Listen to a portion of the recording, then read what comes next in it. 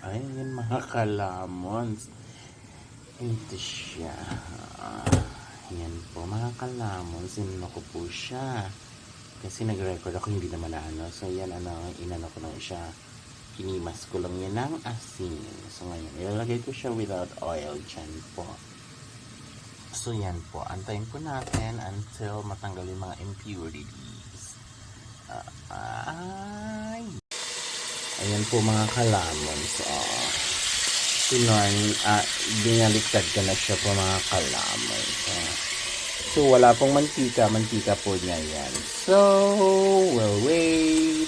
Kaya mga kalamons, umuulan, diba? So ngayon, nagluluto ako. Yan. So, babalik ka rin ko siya uli. Hanap ko. Umano na.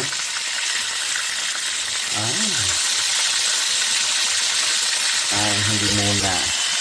Dinikit pa siya. Kasi wala to siyang oil, guys. So, hinaan ko siya. Hinaan ko para hindi siya didikit, masunog yung kabila. So, takpan muna natin. So, yan mga kalamons, babalik ka rin na po natin kasi hinaan ko kanina, diba? So, ayan. Ayan, imagine mo, gaano kadami yung mantikang natatanggal. Oo.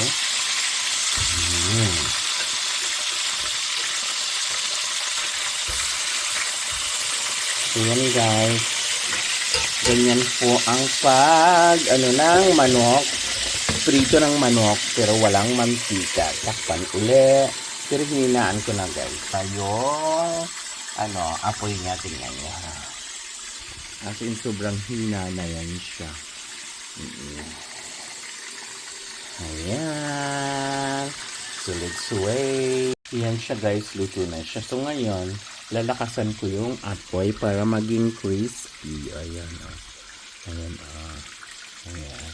Para maging crispy siya. So lalakasan mo siya. Ngayon, luto na yan siya eh. So ngayon, babalikan ko para yung skin tingnan mo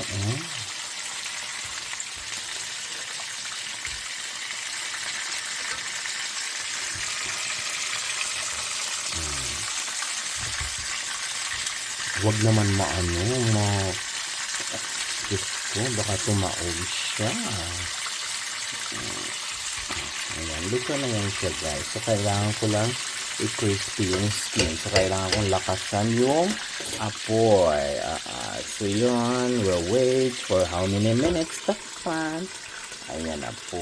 Nyo, kung gaano kadami yung oil sa chicken, imagine mo, yan ang oil ng chicken.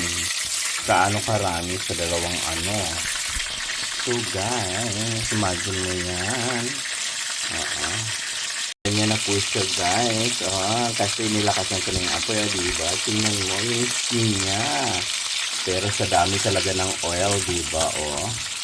Dami talaga ng oil. So ngayon guys, malapit na po yan siya. Malapit na po siyang maluto. Lalamo na naman. Ayan mga kalamons, yan na po ang finished product ko.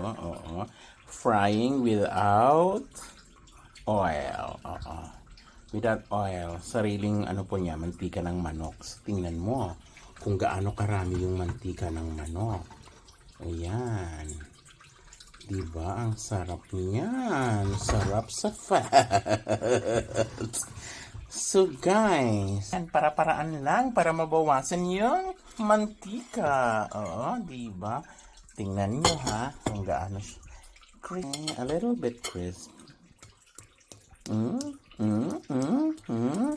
Yan, kasi pag medyo luto na siya, lakasan mo yung apoy.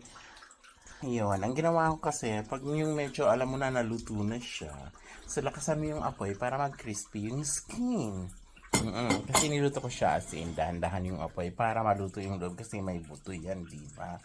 So ngayon, it's eating time!